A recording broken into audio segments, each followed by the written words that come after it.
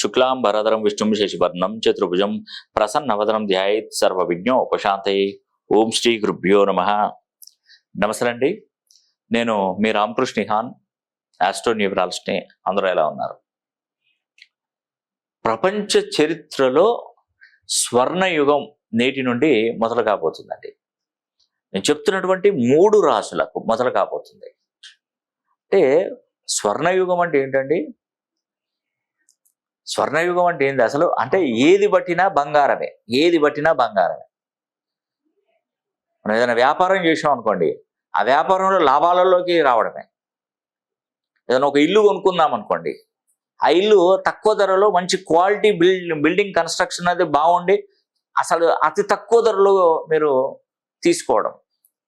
మీరు ఏదైనా పిల్లల్ని స్కూల్లో కానీ కాలేజీలో కానీ జాయిన్ చేస్తే ఆ కాలేజీలో అక్కడికే సీట్లు అయిపోయి అక్కడి వరకు మీరు చేర్పించిన తర్వాత దానికి డిమాండ్ పెరిగిపోవడం.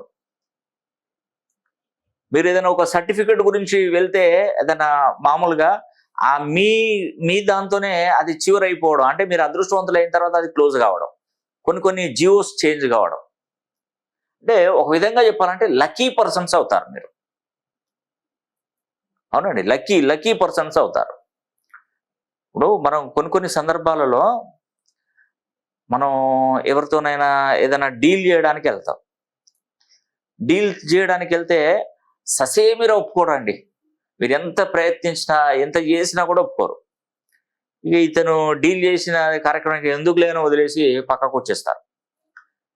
అదే సమస్యను ఇంకొకరు వెళ్ళి డీల్ చేస్తారు, చేస్తే అది సక్సెస్ అవుతుంది.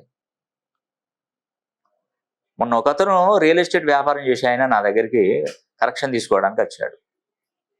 కరెక్షన్ తీసుకోవడానికి వచ్చినప్పుడు నేను ఒకటి విషయం చెప్పానండి. ఎన్ని సంవత్సరాల నుండి చేస్తున్నాం అంటే, నేను గత 15 సంవత్సరాల నుండి రియల్ ఎస్టేట్ వ్యాపారంలో ఉన్నాను. నాకే ఎందుకు జరుగుతుంది సార్, నాకెందుకు ప్రాబ్లం అవుతుంది? అసలు నేనేమన్నా దురదృష్ట జాతకున్నా? నేను నా ఫ్రెండ్ ఇద్దరం కలిసి ఒకేసారి మేము ఈ రియల్ ఎస్టేట్ వ్యాపారంలో దిగాము. రియల్ ఎస్టేట్ వ్యాపారంలో ఇద్దరం దిగినప్పుడు నా ఫ్రెండ్ వాడు బాగా సంపాదించాడు.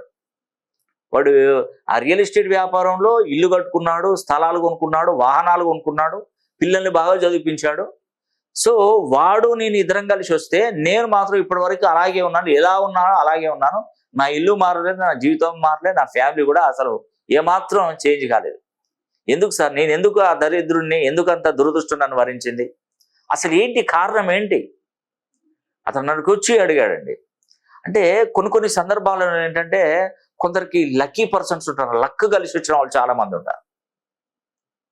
కొందరికి టైం కలిసి వస్తుంది, కొందరు లక్ కలిసి వస్తుంది, కొందరు వాళ్ళకు పుట్టినటువంటి పిల్లల ద్వారా వాళ్ళకి అదృష్టం కలిసి వస్తుంది. కొన్ని జాతక ప్రభావాల వల్ల కూడా వాళ్ళకు పుట్టినటువంటి పిల్లల ద్వారా కలిసి వస్తుంది.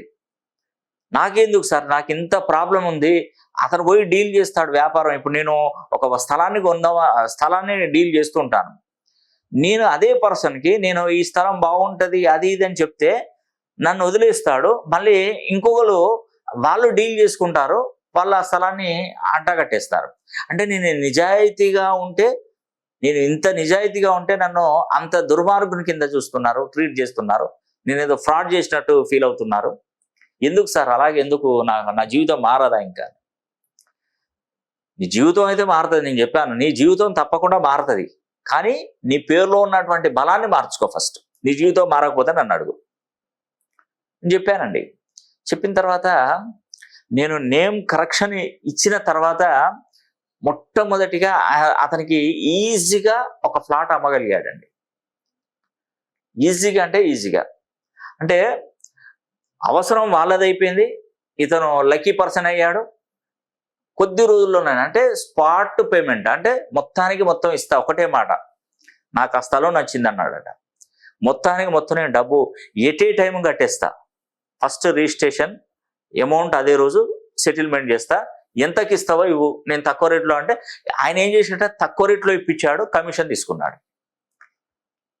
అతను చెప్పాడు ఈ రేట్లో వస్తుందంటే, ఈ రేట్లో ఇప్పి నీకు మొత్తం డబ్బులు కట్టేస్తా, ఈ రేట్లో ఇప్పిస్తే నీకు కమిషన్ కూడా 3% ఇస్తా, నీకు నువ్వు చేసుకో, డీల్ చేసి అని చెప్తే అతనికి చెప్పి ఒప్పించి ఆయన లక్కీ హ్యాండ్ కాబట్టి ఒకటే ఒక రోజులో రిజిస్ట్రేషన్ పెట్టారు. కంప్లీట్గా రిజిస్ట్రేషన్ అయిన డబ్బులు అటు 2%, ఇటు 5% వచ్చిందండి. ఫస్ట్ టైం సార్ నా జీవితంలో నేను ఇన్ని డబ్బులు చూడడం అన్నాడు. ఇలా చేస్తే నేను ఎప్పుడూ బాగుపడేవాడిని సార్ అని అన్నాడు. అంటే ఫస్ట్ ఏంటంటే ఎంత పెద్ద మంచి మేధాశక్తి, ఎంత పరుగులు పందాలు పరిగెత్తేవాడైనా అతని కాలులో ఒక చిన్న గాజు పెంకు దిగింది అనుకోండి, ఆ పరుగు ఆగిపోతుంది. దాని వాల్యూ ఎంత ఉంటుంది? గాజు పెంకు ఇంత చిన్నగా ఉంటుంది. ఇంత చిన్న గాజు పెంకు 80 కేజీల మనిషిని కంట్రోల్ చేస్తుందంటే అర్థం చేసుకోండి. చిన్న గాజు పెంకు అంత పెద్దవాడిని పరుగెత్తకుండా ఆపేస్తుంది అంటే ఏంది అర్థం చేసుకోండి. అలాగే మన పేరులో ఉన్నటువంటి సంఖ్యాబలం కూడా కొన్ని డిగ్రీస్లో ఉండాలి. ఆ డిగ్రీస్లో నుండి మనం తక్కువగా ఉన్నాయనుకోండి, 180 డిగ్రీస్లో పడిపోయింది అనుకోండి, ఇంకా మనం ఏం చేస్తామంటే ఏం చేసినా ఏ ఉపయోగం ఉండదు. మినిమం ఆ డిగ్రీస్ని 270 డిగ్రీస్ వరకు దాన్ని చేస్తేనే సెట్ అయిపోతుంది. ఇప్పుడు మన వాటర్ కూడా హీట్ కొన్ని డిగ్రీస్ ఉంటాయండి. కొన్ని అంటే ఎన్ని డిగ్రీస్లలో ఉంటాయి, ఇంత వేడైతుంటాయి అంటారు. మనం చన్నీళ్ళు కొన్ని డిగ్రీ సెల్సియస్లో ఏదో ఉంటుంది కదా, దాన్ని చల్లగా -డిగ్రీస్కి వెళ్ళారు, ప్లస్ వెళ్ళిపోయారు అంటారు.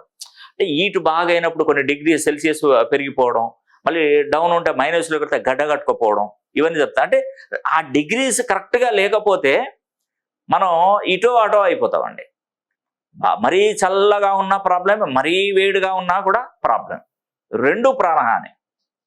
దీనికి తట్టుకునే విధంగా మనం ఏర్పరచుకున్నటువంటి కొన్ని ఇల్లు కానీ కొన్ని మనకు సమకూర్చుకున్న హీటర్స్ కానివ్వండి, అలా మనం దాన్ని బ్యాలెన్స్ చేయాలి. చేస్తే ఏమవుతుందంటే అప్పుడు మనం జీవించగలుగుతాం.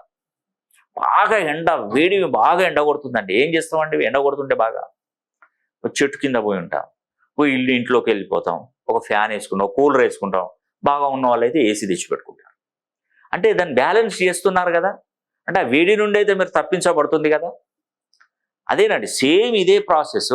మన పేరులో ఉన్నటువంటి బలాన్ని కూడా మనం బ్యాలెన్స్ చేసుకోగలిగితే మాత్రం ఖచ్చితంగా మంచి జరుగుతుందండి. ఇది అక్షరాల నిజం. నేను అదే చెప్తున్నాను. ప్రపంచ చరిత్రలో స్వర్ణయుగం నేటి నుండి నేను చెప్తున్నటువంటి రాశులకు మొదలు కాబోతుంది. తులారాశిలో జన్మించిన, సింహరాశిలో జన్మించిన, మేషరాశిలో జన్మించిన, ఈ 3 రాశులలో జన్మించిన వారు చాలా చాలా చాలా అదృష్టవంతులండి. ఇక మీకు తిరుగుండదండి. నేను చెప్తున్నాను కదా, 100% మీకు తిరుగుండదు.